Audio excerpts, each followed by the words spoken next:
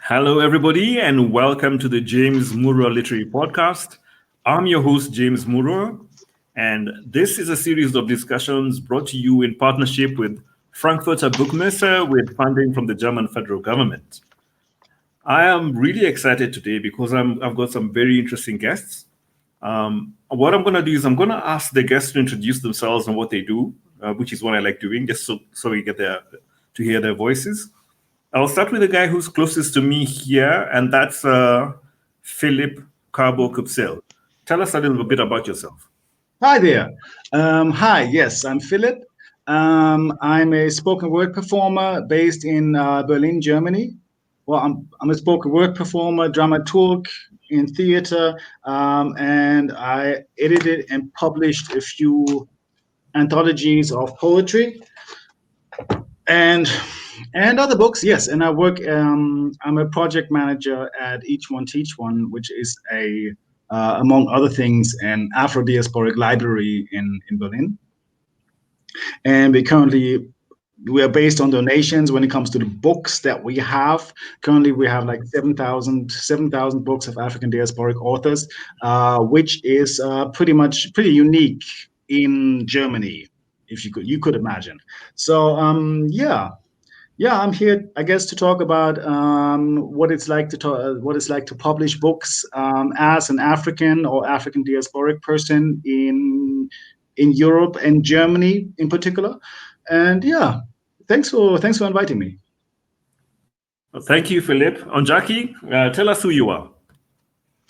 Hello, my name is Ondjaki. I'm not in Berlin and I'm not in Nairobi. I'm in Luanda. Not in Rwanda. Sometimes people get it as Rwanda. I'm in Luanda, the Angolan capital. I'm a writer. I was about to say I write other things, but what I really like to write, it's short stories and books for children. Also just opened with some friends a bookstore here in Luanda. Our main goal is to have, of course, books from everywhere, but mainly bringing books from other African countries and authors here to Angola in any language. That's it. Thank you very much, Ondjaki. So because we're coming towards the end of the year, I just wanted to know, how was 2020 for you, both of you? Maybe you can start with Ondjaki now. I mean, it's been a crazy year. So how has the year been for you? It's been a crazy year. Well, I mean, sometimes you have to separate in personal terms. If you have, I still had some work to do. I still had some books to finish. I've published 2 books this year, one novel and 1 book for children. I mean, it was ready from before. So in a personal basis, I think if you have a home and if you can stay at home during COVID time, I'm very fortunate to actually, I think I'm privileged to be at home, and be able to be working from home. In a global social perspective here in Angola, it has been a complicated year, not only because of COVID. Also, we've been having some, street manifestations, and the government has not been dealing very well with it, especially during last October and this month.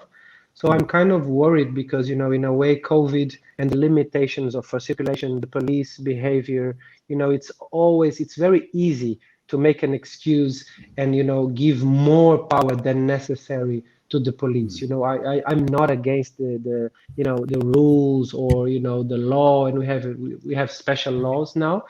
I am against the way the police usually treats people who are in a manif, or they're trying to. It's not easy. It's not an easy year for everyone. Angola is in a very dramatic economical crisis. So, it's all together. And I think the politicians and the police, they have to understand when people go out to the streets and they are not happy at all. So, yeah, mixed feelings here, not on a personal basis, but in general, it's not a good situation right now. Okay, what about yourself, Philipp?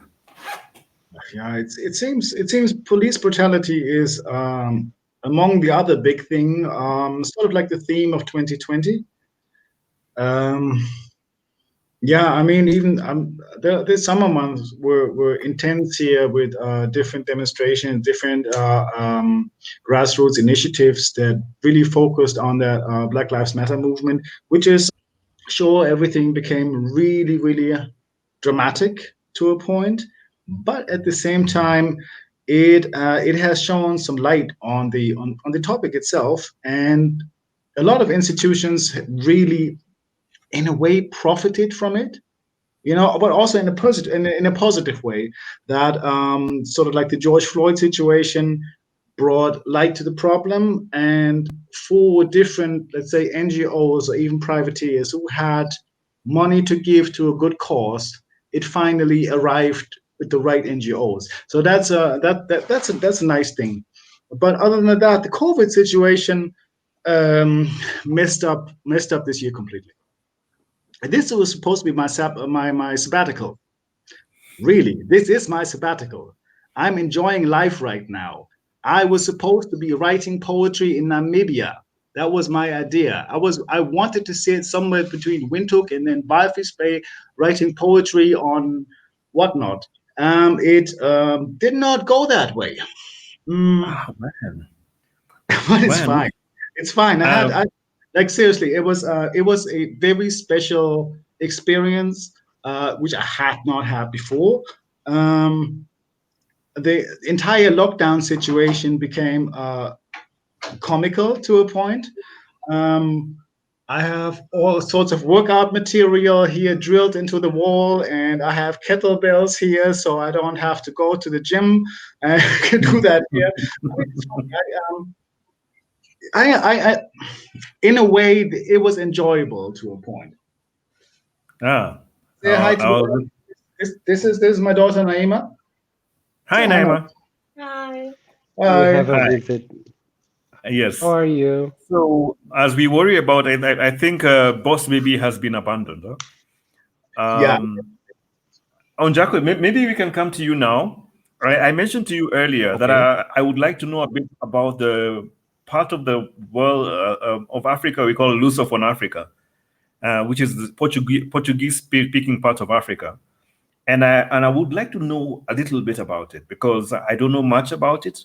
So maybe you can just talk about Angola, but if it's possible to talk about the general area, of Angola, Mozambique, Guinea-Bissau, Cape Verde. Yeah. How is the scene? Yeah. Do you have events? Do you have events? In terms of books or in general? Yeah. How is the scene? Do you have a lot of books being launched? Do you have a infrastructure for publishing? This is one of the things. I think it's starting more and more to happen, especially in this group. The group of Afro-Lit Sans Frontières. We've been trying to make that connection with not only other languages but also bringing other geographies. Usually you have the northern part of Africa, the central Africa, the eastern and the southern part. But we don't communicate. It's not that we don't communicate. I think we don't communicate as much as we should in terms of cooperation. So it's starting to happen, and it's very good. Even through this group of people, the Afro-Lit Sans Frontières, I've been trying to do more and more, reaching Namibia or Zambia, and I hope you don't mind me interrupting you. What is Afro-Lit Sans Frontières? Do you want to tell us a bit about that? Yes, I would like to tell you exactly what it is. I don't know exactly what it is. It's a group of people, of authors, of friends, lovely people, very committed, not only with the books, but also with cultural and, of course, political sometimes aspects. It's a group of people that has been working. They did a festival, and for some people who know, Zukishwa has been organizing this sort of it's like a small planet. We call it Afrolit. It's Afrolit sans frontières, without borders, for those. And it's a shame that she didn't put any word in Portuguese. So I'm thinking the sans should be same, in Portuguese. So it'd be Afrolit sans frontières, and that would be the. But what is interesting, in late October, they have a web page, the Afrolit, they have a Twitter account, and it's a movement. They did this beautiful Afrolit, I don't know, number 4 or number 7. It's sort of a compact festival with other languages, not the French, English, and Portuguese languages. No, so it was beautiful, beautiful things.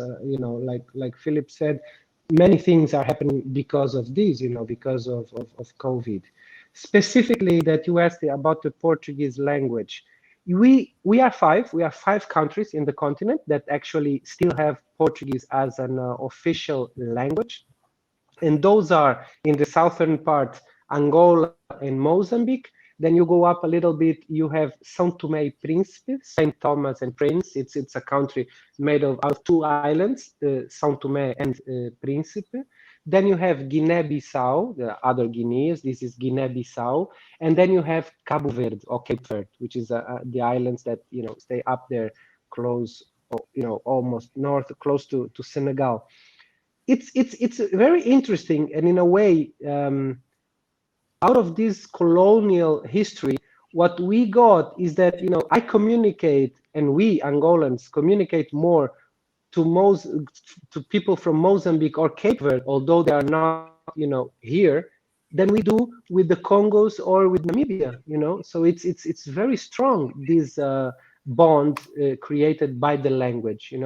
And if you ask me, also with Portugal, yes, in a way with Portugal as well, and Brazil, who also speaks Portuguese, and East Timor. But among us, it's interesting now that I think of it. I know everything that's going on in Mozambique and in Cape Verde, and in Namibia, I gotta ask Remy what's going on in Namibia. So this is, it's a strange feeling. But in terms of books, Angola, Mozambique, and Cape Verde, those are countries who are publishing a lot. Regular publishing movement. Guinea-Bissau and São Tomé a little bit less. We also want to do a new festival among all those countries, including the small ones that are not into these corridors. That's what would you mind the telling? big picture. Yeah. Okay, Philipp. Yes, thank you. How's the local literature scene in Angola? The local? Yeah, how's the local literature scene? Do you think it's like a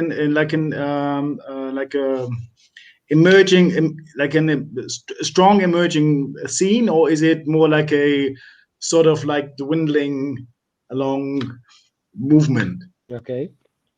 The sound failed exactly in that word.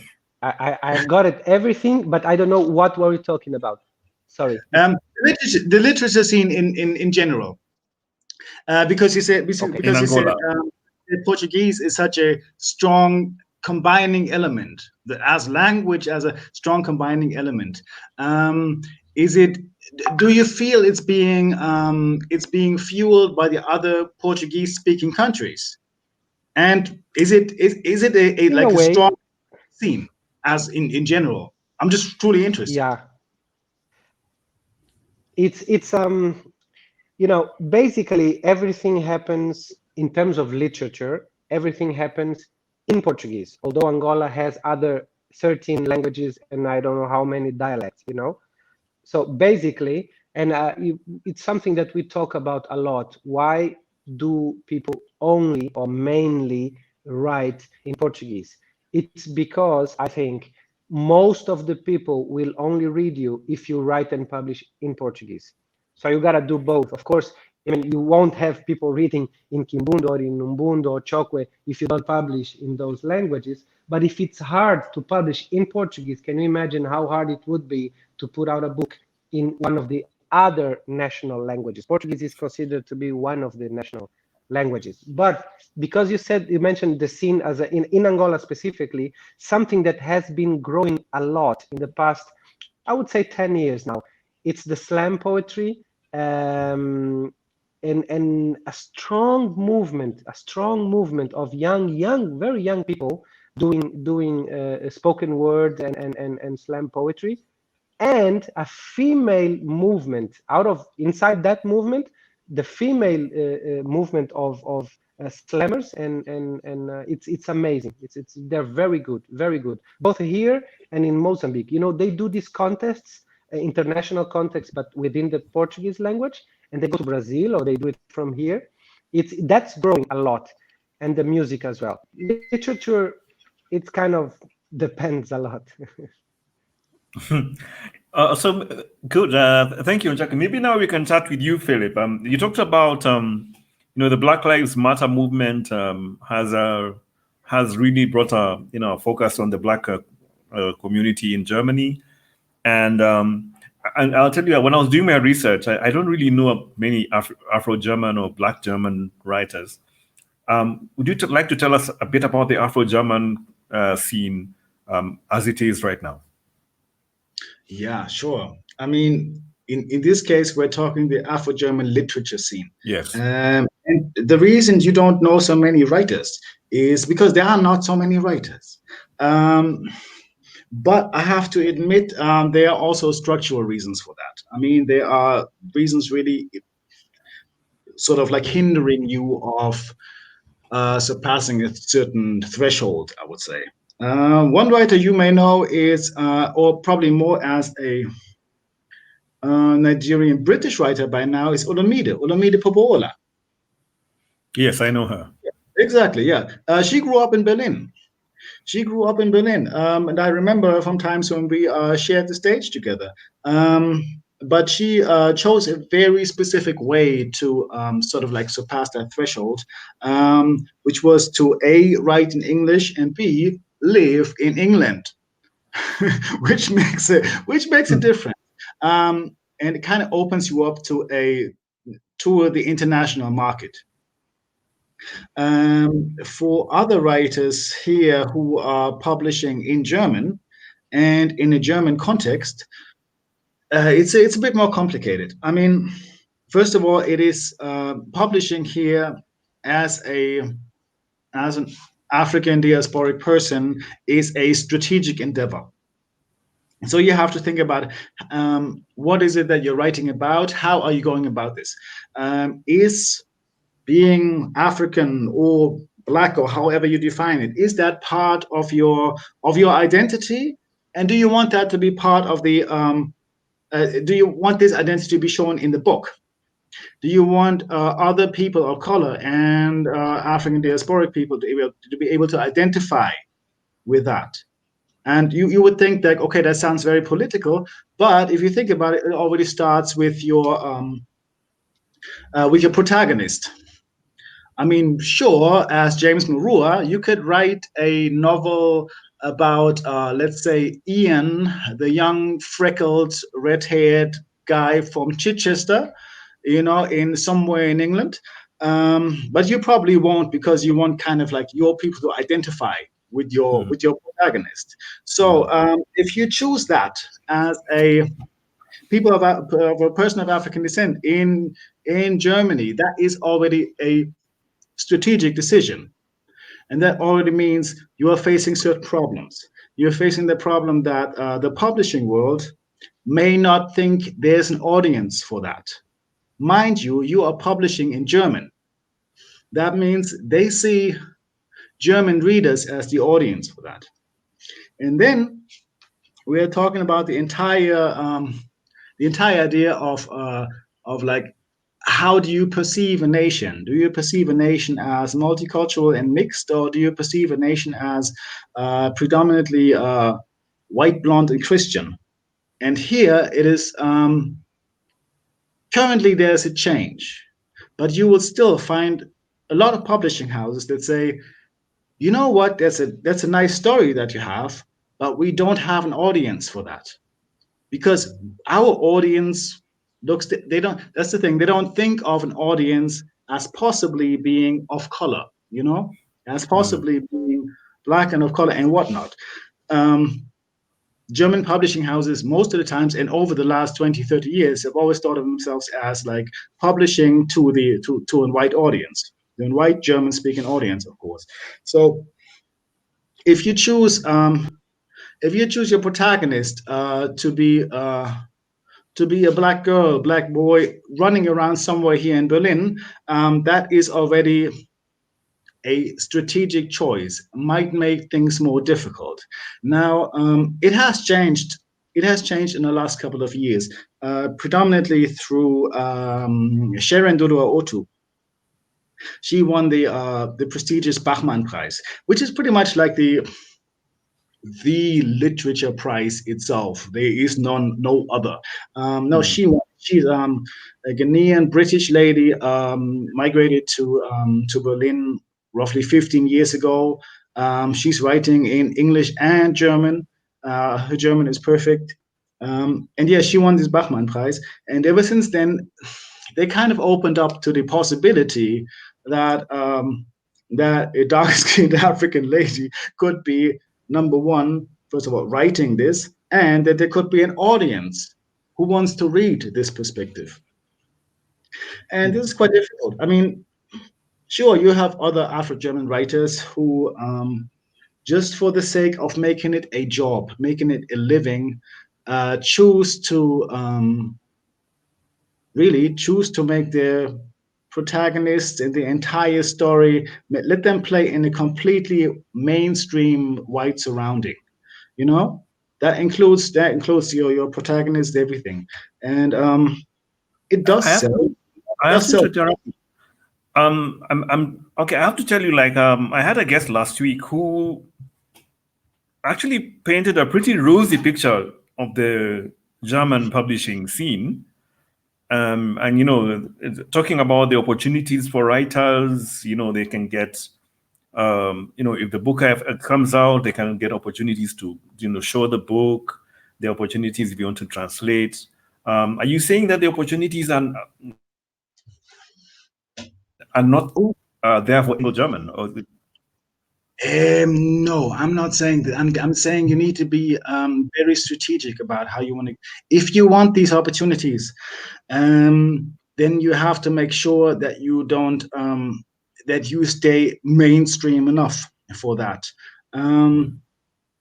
Yeah, I mean, okay, fine. First of all, it is still Germany, which means it's the opportunities to have you have here are humongous. Really, seriously. I mean, as far as like all the social service and security goes, you are covered. Like you can be an unemployed writer, and you can write for like you still be able to pay your rent, for the next 2 years. Don't worry about that. So that security safety net is pretty strong here in general. But still, if you choose, I mean, I've talked to writers. A good friend of mine, she was writing youth novels. She was told, I mean, she is Afro-German, Cameroonian German. She was told that her protagonist, can the protagonist please have a German name? Because with that African name that the young 10-year-old protagonist had, they feared that the audience wouldn't be able to relate, and they asked people that. They asked, like, can you change your character's name? But that's so strange. Don't you find it strange, Philipp? Yeah, I find it strange, and yet I completely understand where that. Why wouldn't they read a character with that name as much as we could read somebody's Thomas Mann's character with any name? Why, There's the idea that for a large part of the population, like, still believes Germany is like monolithically white and Christian, which is not the case. Of course not. But since publishing is a business, they don't want to take any risks. So what that means, you kind of have to deal with the publishing houses that are willing to take that risk. And there are some. And when I mean some, I can really, like, I can count them. I can name them right here. There are not so many. But yeah, sure. You have the possibility to publish. You have the opportunity for that. You can go to Frankfurter Buchmesse when you do that. It's just a question of like how big that publishing house is. I mean, like Sharon, for instance, she really broke through there. There's another one, Olivia Wenzel. She just published an absolutely great novel, Tausend Serpentinen Angst, published in German. But even there, you have to say like she was winning prizes and awards left and right, coming from drama mostly. So as if I could give an advice to a young person of color trying to publish in Germany here, I'd say try to stay as close to the mainstream publishing scene as possible. Like establish yourself as a writer's writer, not as an activist writer, not as a black something, but like really like hit all the most boring mainstream writing competitions that you can find, so that the mainstream will see you as mainstream writer, not with all the identity politics, but no, like, sure, she's a So basically, you're telling me if I'm a writer of color, I leave away all that makes me unique and go with what is everybody else's. Wow. Okay. You make it a Trojan horse. You make it a Trojan horse. No, be smart about it. You have to be strategic about it. You make it a Trojan. You write your mainstream stories and make it the most mainstream thing ever, and you just haphazardly mention that your protagonist is half Cameroonian and has this and this backstory, and then you work your way through. Okay. No, I mean really, you have to like. Okay. Let's. I want us to think about that for a second. Ondjaki, what? Onto the aeroplane. So yeah, do that. Ondjaki, do you have any thoughts on this as we? Yes, I'm amazed, but I mean, I've been there, but I have not lived or worked in Germany. Actually, there is something quite interesting. I put this in a sort of biography in a meeting. The only time in my life that I remember that I was detained was in Germany, in the Frankfurt airport, because they didn't see very well the stamps. So I was coming from Macau via Frankfurt, Lisbon, Luanda. And then he said, you can't be here. It said, yes, I can. I'll be here in Lisbon and then Luanda. No, but too many stamps, too many days, and they took me to a room inside the airport. Very young guy, younger than me, very nice guy. And then I just realized I was arrested when I tried to open the door, and it was a glass door with nothing to open from the inside. And he laughed at me and said, that door doesn't open, but laughing. And it was 6 a.m. in the morning. No, but that's another story. No, what I find, what I would find strange if I would meet a writer or from Japan or from Mongolia or from Argentina, and he would never write about Japan or Argentina, or he would have people from Japan with German names. I would ask him, why do the people in your book have German names if they are from Japan? So the same way, I don't think if you are from Cameroon or German Cameroon or German Nigerian, you have only to write about your home place. I don't think that. I think it's a matter of whatever you want. You want, not the publisher and not the public, That's so strange. Yeah. I really thought, sometimes I still do, that it would be even, that kind of, for me, negative European exotic thing when they look out the books and they ask you, so is this really an African book? And it's the opposite. Sometimes it's the opposite. If you don't have certain elements from the so-called African typical literature, then you're not writing, you know, but that's dangerous as well, because it goes to a specific shelf or a specific series, you know. But no, I think it's very, once I got this thing about a publisher in Italy who said they wouldn't publish a novel. The novel was good. They said the novel was good, mine, but they wouldn't publish because the Italian public would not understand some details, you know, about Rwanda and Angola and the independence. And I said, how come I read books from Russia, from the 18th century, from the 15th, and from other countries, and you know, so it's very hard for me to understand that. I want to know I think the strategic part, I understood what Philip was trying to say, I guess. Yeah, I mean, I know you've lived in Brazil and Angola, and you know, there's that community of the languages. How is it? How is it as somebody who's Angolan writing in Brazil? You know, you know, you're African writing in the Americas. How is it for you? How is that experience? No, there are differences. I mean, in terms of language, of course, I hear somebody talking and I can immediately say if he's from Brazil or from Portugal. Sometimes people from Mozambique are very similar from people in terms of accent from Angola because they imitate us. That's the only reason. Do Not you the other know, way. James, what's the national sport in Mozambique? Do you know the national? Capoeira? Some people think it's soccer or basketball or capoeira. No, in Mozambique, the national sport is something called imitate the Angolans. That's what they all like to play. No, it's true. The way we write, the way we talk, that's another thing.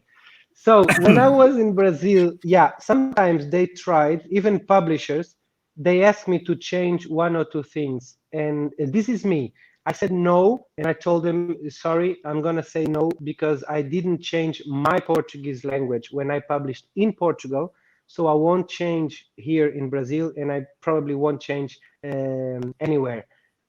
Same happens when Brazilians or us publish in Portugal. Sometimes, you know, editing goes a bit too far. I mean, I think editing is okay, and you can also have a nice conversation with your editor. That's one thing. Changing the whole thing, for example, the way the Brazilians were asking me, it would change a word so the Brazilian kids would understand better, but it would take any reference to Angola. And I asked them, why are you publishing an author from Angola, which is me? Why? I know, because the story is so. Why are you changing the story? They'll go find a Brazilian author who writes with the words, you know, the kids know. I think it's more interesting for the kid to say, I don't understand this. Why did he write that? And the teacher or the parents would explain, oh, this guy is from Angola. He speaks Portuguese. You know, I think it's always more interesting than just, you know, making everything flat and. But it's not a great complication. Usually it's something nice, you know. In Portugal, if you write the way we write, for them, it's interesting. For Brazilian, it's interesting. It's exotic and interesting. For us, it's just regular. I don't think it's exotic, I think.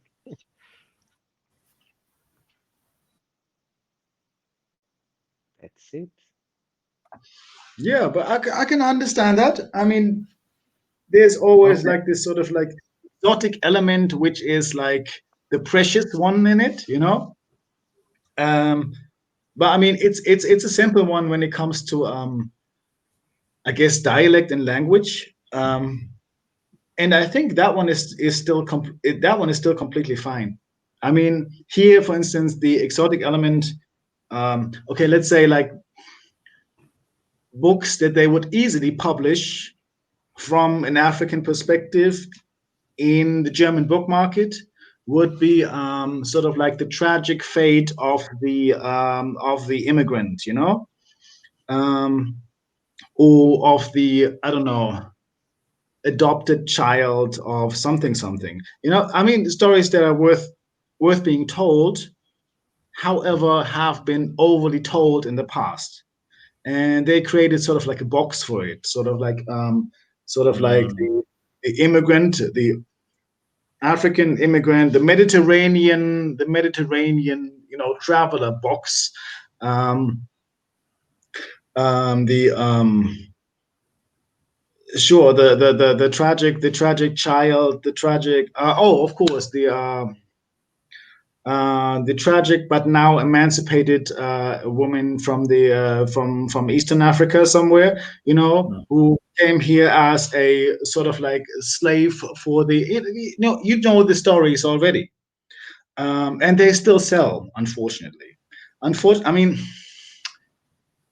unfortunately, in a way of they are reality, but at the same time, it is a selling box. You sell numbers for that.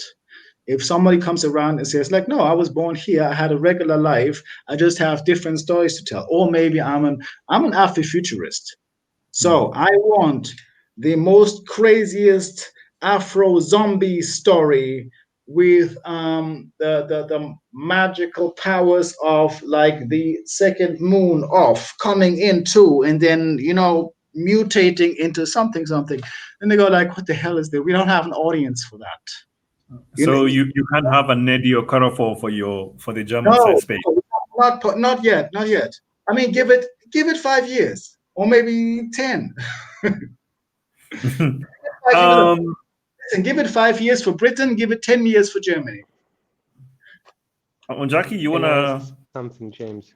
Yeah, yes. I wanted to ask Philip, what about the other stuff, not only the books, the way he said he does, you do slam? Mm-hmm. How is it? How do they feel it? How do they demand specific content, or it's okay, you do whatever you want and they accept it, the public for that? It's the slam poetry scene is a different one. I mean, it's huge here, as it is, I guess, everywhere, because you said it's booming in Angola. I can understand that. I can definitely understand that. Here, I mean, Germans are very they want to be perfect when it comes to a certain art form. So when they hear like, oh, there's a new thing, they call it slam poetry. All right, let's do this. And they sort of like adapt the things that they understand, and they discard the things which are not for them, which means at the end, they sort of like create a sort of like the Germanized version of things. So German slam poetry, for instance, is very much focused on humor. You could say it's pretty much like stand-up comedy. To the point where I have love to be polite all the time. Can you talk about difficult things? Hey, talk shit. You can talk trash. That's fine. That it works perfectly. No, but not only trash. For example, racism. Can you address racism during a slam poetry? Yes, you can, definitely. But mind you, it's slam poetry as itself is a competition. So you kind of have to win the audience, and you win the audience by their laughter. That's the thing. And I mean, there was one guy who won the national poetry slam, I think, by stories about his facial hair, about his beard. Was hilariously funny, super funny. However, you have to understand it is funny. It is not deep, and it is not well crafted. And that is the thing. The people that present deep and well crafted things that do not fall in the category of like hilariously funny, they might have a harder time here. I mean, it's like, for instance, I've seen the slam poets in Zim and in South Africa. The amount of social commentary, the amount of like tragic but yet hopeful storytelling. I was in competition in slam. It just flattened me. I sat there. I was like, I don't care if I have to go. I just want to listen to this. It is amazing. Guys, you are the best that I've ever heard. Like, coming from Germany, from that kind of slam scene of like, look at my beard. It's funny. No, it's very different. It's very different. And yes, you have the possibility to sure, and it's not seldomly done. So pretty often you hear the different identity politics coming through in the slam poetry, but still, it's mostly it's bordering onto comedy. Yeah. Mhm. James, I can't hear you there.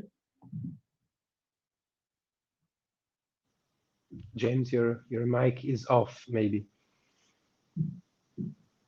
Sorry, guys, Most I had probably. muted myself. Yeah. There's a comment from Lucas Ofula here saying that I'm glad Ondjaki refuses to change his writing to fit the Brazilian way of thinking.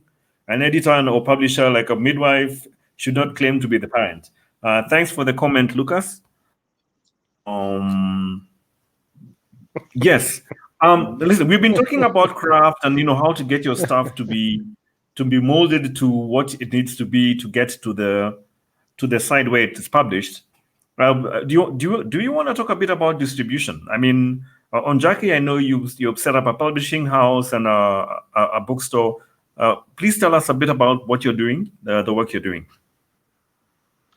We wanted to be like a tiny ecosystem, the bookstore and the publishing house, not only selling books, but also creating some sort of community around the books. For example, working and selling books, always trying to help, for example, one or more than one communitary libraries. There are several public communitary, I don't know if that's the correct word in English, but in Portuguese it's like that, biblioteca comunitária, like for the whole community library. Yeah. Community. And it's usually, for example, one of them just opened here, and it's under a road, under a huge road that looks like a bridge, and they did it in the public space under that bridge. They just started doing it and gathering books, and people came and offered them lots of books, and it's that's a very beautiful project that just came out of nothing, not out of nothing, sorry, out of those people who started doing it. By nothing, I meant it was not the government initiative. And there are others, replicas in other spaces. So part of what we sell, we reserve one part of it, or books, or we seek for private investment to buy books from the bookstore, but we always include in those books for the libraries. That's one. In the publishing part, as I told you, we are trying to develop these sort of series that are only within the continent, to promote translation within the continent, to bring the other guys, and a specific series that I want to call something related with neighbors, because I really have this plan, like in 10 years or so, that we know who the young writers are from the two Congos, Zambia and Namibia. It's not possible that we are surrounded by 4 countries and we know nothing but their geography and names of the rivers.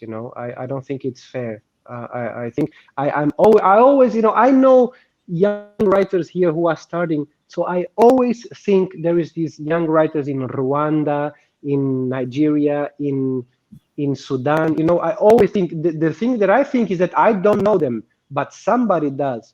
So if I find a guy there in Sudan and I ask him, do you know who's doing nice poetry there? Probably 2, 3 or 5 or 100 names will show up. And this is what we really want to do. That and the audiobooks. We are preparing something big for the audiobooks. Because I know you're from Angola, who are some of the writers I want to check out? Because you're the one who knows who are some of the young writers. You want to check out the new ones, yeah, young writers and also young female writers. That's another thing. I sometimes I know that they have things and they keep it at home. So I'm also looking specifically for young female writers who would like or are writing for kids. That's something we really need. We have lots of poetry, some prose, and we do not have that much, not in number, but in number of writers and young writers. I'm really looking for young female, not only female, but young female writers as well for children books. But yeah, I can give you names. And I think next year we're gonna start as well a tiny literary contest, and I think a prize, tiny prize, but I think it's gonna be big here, because I remember when I had not published, the thing I really wanted, and I was sending books for the, for that kind of prizes, it was not the money. I wanted to be published, I mean, the money was okay, but what I really wanted is that the prize would, just publish the book. And that would, I think that helps a lot. If the prize has a name, it helps to start, and the big prizes, actually, they're after big names. Usually, if you see, sometimes the prizes need the big names. It's not the big names that need the prizes. So a prize for the people who are starting, the prize won't need names. We need people who are starting to bring their books. What is the name of your bookstore? Kiela. I mean, you have a Facebook page and everything. With the stones. Do you have a Facebook page or something that sound is delayed? Oh, sorry. Do you have a Facebook page or something? We are. In case somebody wants to check it out. If you look for Kiela, Facebook, it's not that active, but Instagram, it's Kiela with a K. Kiela. Kiela. And in via Instagram, you will find the other, Twitter and Facebook. So do I understand this correctly? Kiela Livraria. Yes. So do I understand this correctly? You have the writing competitions, right? For young kids? We will have this prize for young for books for children. It's coming. Okay, you have then next August. You have then the publishing house who is capable of publishing these stories in this case, and then as the third thing to come, you have the bookstore that sells the books that you publish that you've commissioned as a writing competition. That is so good. That is so taking up all the steps. If you want to send something, just send us. We can publish you as well. No matter the name of your characters, no matter that, forget about it. Do whatever you want. You can craft some awesome stories. I'm telling you. Yeah, I mean, Philipp, let's talk about your library in Berlin. You mentioned it has, 7,000 texts of Afro-German, of Africans. I mean, how do you pick literature? Yes, of African. I mean, how do you come up with such a thing? How do you pick the writers? How do you pick the texts? How do you archive them? Okay, I mean, the truth is, the largest batch of books was donated to us by an Afro-German activist who had been saving books since who has been researching and buying these books and creating her own library since the mid 1980s. So that's a large batch, and I mean, mid 1980s means there was no internet. So you had to go outside, and you have to go to the bookstores, and you have to go to the book fairs, to find these authors. And back then, when you think about African and African diasporic authors, you would think of Alice Walker, Chinua Achebe, Toni Morrison. And that's pretty much where it starts, and that's also where the publishing in Germany would have stopped. So that was an incredible job to find even more books back then in those times, and even today. I mean, book donations is still a strong part. I mean, you can imagine how many copies of Things Fall Apart have assembled over the times. There is a lot. But still, and then we buy new books as well, of course, because we need to stay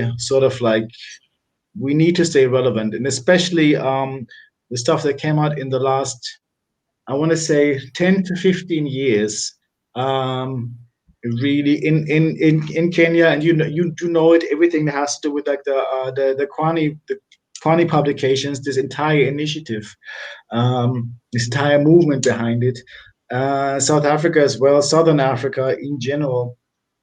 And there's so much new and relevant and mind-blowing stuff that needs to be there. But funding is always a question, you know. So we're always trying to find loopholes in the funding system so we can buy as many books as we possibly can, you know, for whatever project that we currently have. But yeah, and then is the question of like, how do you, after you have bought the books, after you have like catalog the books and put them in the shelves, like how do you get people to read them? How do you get kids to read them if they haven't heard of it, you know? There's this one new book that just came out of Uganda, or just came out of Ethiopia, and like no one here heard about it. So that's pretty much the second part of it, is implementing a program, like a library program that makes sort of facilitates that, you know, that where we have a book club, for instance, where we have spoken word is like a creative writing class, and other things as well that sort of like help to bring literature to the people, pretty much.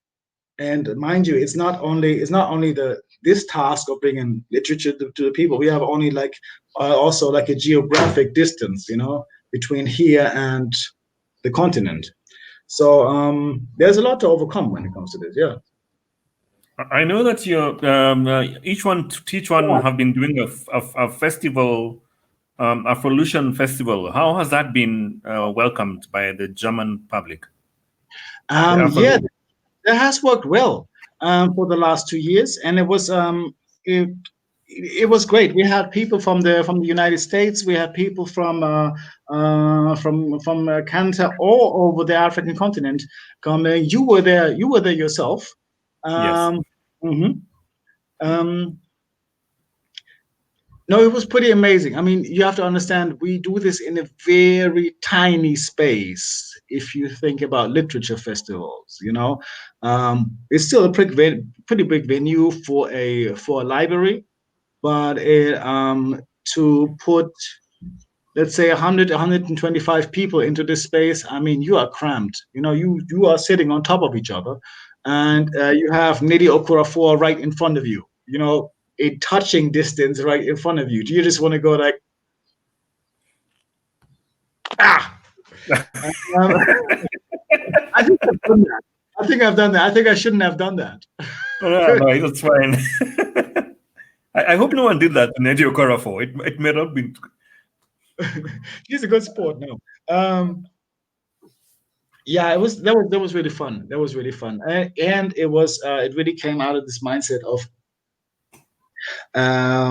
sort of like creating this out of the African diasporic community here, and sort of creating it for them as well.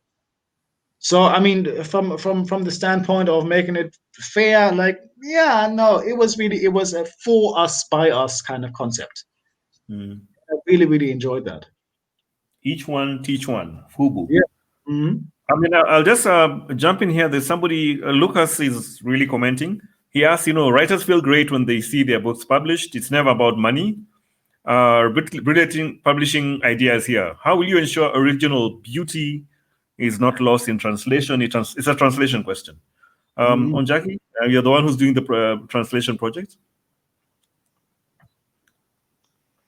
Well, you know, I usually say if you are having something translated, no matter what your religion is, it's good to pray. You have to pray, because, you know, you have to pray for the translator to be good. You have to pray that, you know, he's in the good mood to do a great job. And sometimes the translation is better than the original. Not the whole thing, but parts of it. So, you know, you have to pray. either, it's a good book and the translator is good, and, of course, something will be lost and something will be added. I think translation is it's a magical rewriting of a book. I really thank a lot the translators, not for my books, but the whole books. It's a very beautiful occupation, and I really think they should earn more. They are very badly paid, at least in Portugal, in Angola, and in Brazil, that I know of. I think they are specialists. I think they should earn as much as a brain surgeon, the guy who does that. For me, it's as hard and beautiful as doing a surgical procedure. It is a procedure between two worlds, between two cultures, no? So yeah, things get lost in translation. It's okay. It's part of the process. It's okay. So we're about to start wrapping up. Huh? So I want you to think about your closing statement. But we're not doing that now. Just think about it. So is that an African thing or an European thing? The I'm not sure, man. I mean, I'm somewhere in the middle there. I'm joking, James. I'm joking. Yes, I'm actually quite confused. Anyway, Philipp, tell me. You said there's been a slight shift in the last couple of years. Do you mind giving me, if it's possible, can you give me the names of the publishers who will publish my weird nerdy Okorafor? Is it a possibility? And you said it's slightly shift. Wouldn't it be unfair to the other ones? Like if I say like Hollander Frauenverlag, Unrast Verlag, Edition Assemblage, wouldn't the others then say, but Dick, why didn't he name us? Because we're also doing that stuff? But if they aren't doing it, why would they be worried? I mean, they should be doing more work. They should be doing more. That is true. I mean, yes. So, I mean, like, how is it going? Are there any? I could possibly also mention publishing houses like, let's say, Afrika Wunderhorn, and Peter Hammer Verlag. I could possibly mention them, but would I do that knowing that they both basically like focus on the on just bringing like African stories, like very much African stories into the German context? Wouldn't I rather want to support something that were to facilitate like, stories from here by regular people here who talk about the everyday life, who just happen to be African and Black in Germany and do not care about they are airport or salad forks, I don't know. I have opinions on that. I have opinions. So, James, I rather do not. I do not name. Okay, no names. I mean, but are there opportunities? For instance, if I want to publish are there any journals I can check out for Afro-German writing? Because those help when you're trying to get new writers. Oh, yeah, that's true. No, the only one that I know that is active online is what's it called? Afrique Livresque. Oh, Afro Livresque. That's afrolivresque.de. That is an online that focuses on African German and also predominantly Francophonic literature. Afro Livresque, yes. Asel Nadal, she does a great job there. Everything else happens in between the cracks, and you have to be fine-tuned to the cracks at times. I have to tell you, man, I'm really disappointed. I had this picture of the Afro-Black Germany that clearly doesn't exist. Oh no, there's stuff going on. There's stuff going on. It's just not It's not the way. It's not in the very formal, easy way to. I mean, we are look. We are creating literature festivals out of nowhere. We are creating writing competitions out of nowhere. Like 2 years ago, we had the first Afrofuturistic short story youth writing competition. Now that was something. That's amazing. We have the people for it. It is just, can we take the potential that we have there and bring it into the mainstream, where the publishing potential is there, pretty much where all the green is. And also, do we need to really? Because so much when you think about literature, so much is on a grassroots level that just happens. It just happens. It happens online. It happens on street corners. It happens at slam poetry, spoken word festivals. Well,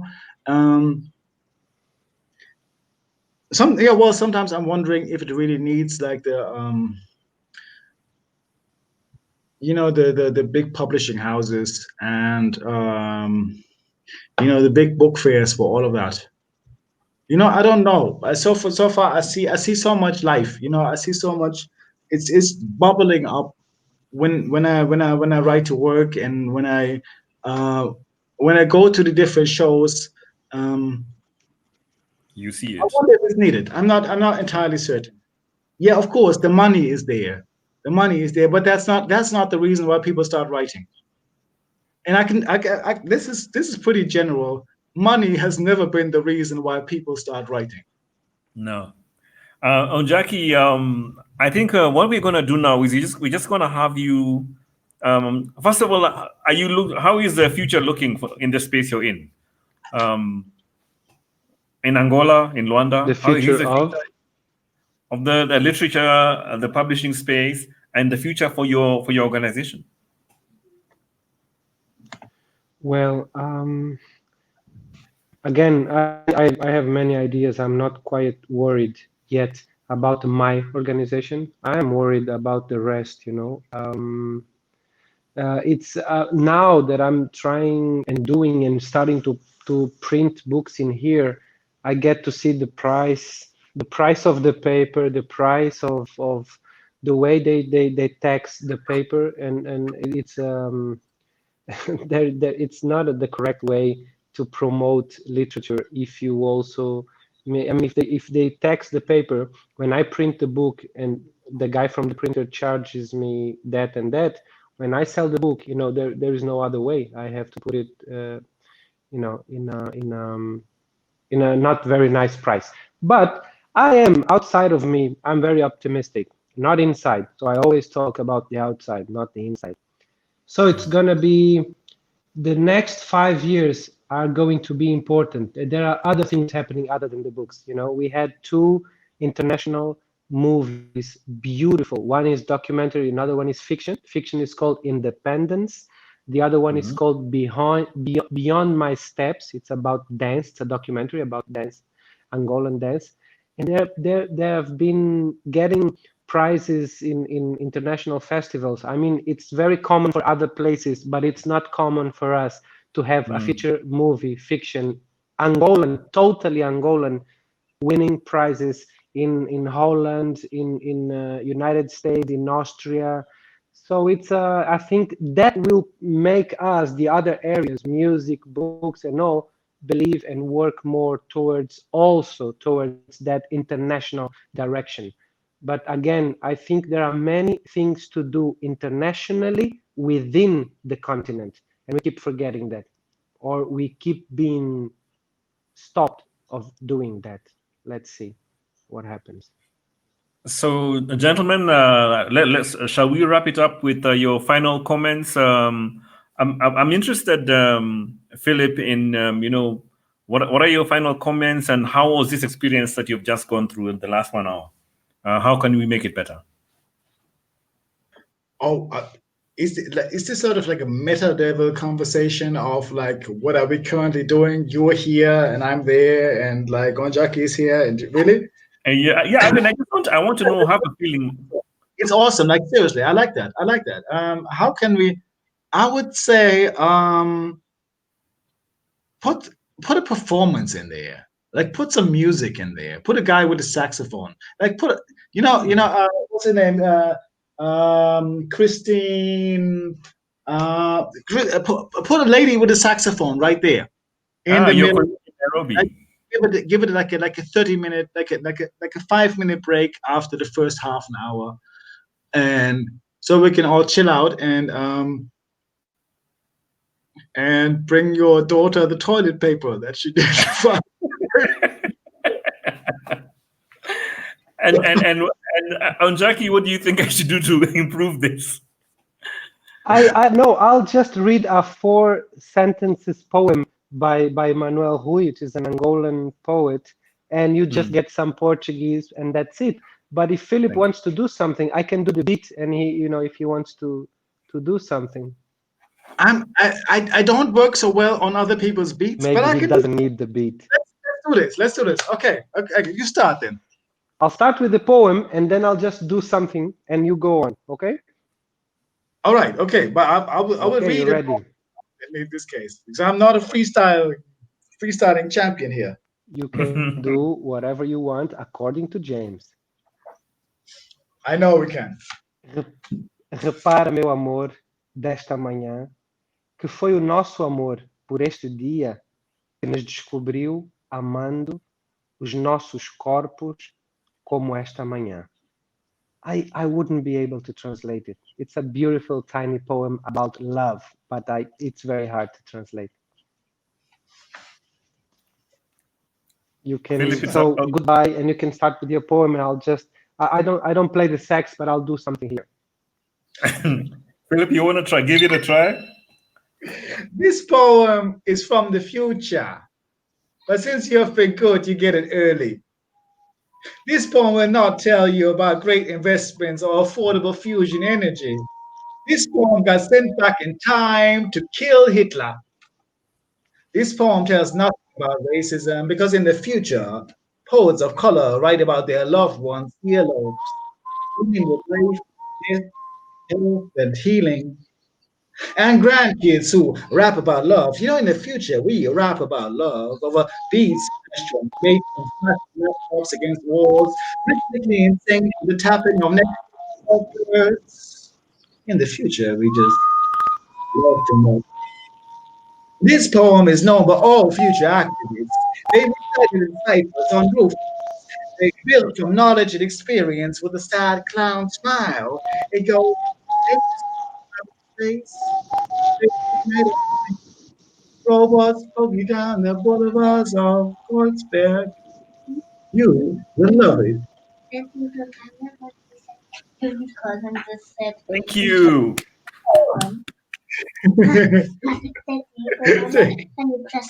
Thank you so much. So, Ondjaki, I want to say thank you so much for giving me 1 hour and 7 minutes now. Philipp, we can meet on the other side. Thank you so much. Thank you for the live stream. Thank you very much. Thank you very much. Okay. Bye, everybody out there.